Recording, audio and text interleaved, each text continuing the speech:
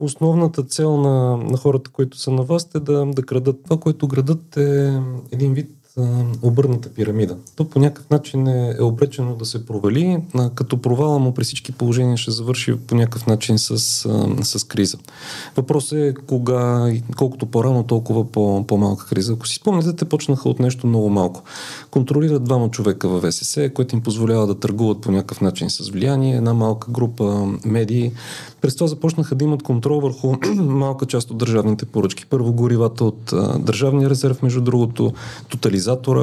Между другото, много интересно, защо всеки път Пеевски, като дойде на власт, първото нещо, което сменя е тотото. Аз винаги се очудвам, като видя някой да влиза да пуска тото на улицата. Не знае ли, че това тото се управлява от Пеевски? Как си мисли, че може да има случайен елемент в това нещо? Един от проблемите е, че тези хора нямат екзит план. Те не знаят какво да правят, ако загубят властта. Напротив, те смятат, че ако загубят властта, те са довиждани и то по много неприятен начин. Но за да останат във властта, на тях им трябва да контролират все повече и повече. През това време, понеже пирамидата става все по-широка и по-широка, ние виждаме все по-нагли и нагли демонстрации на това превземане.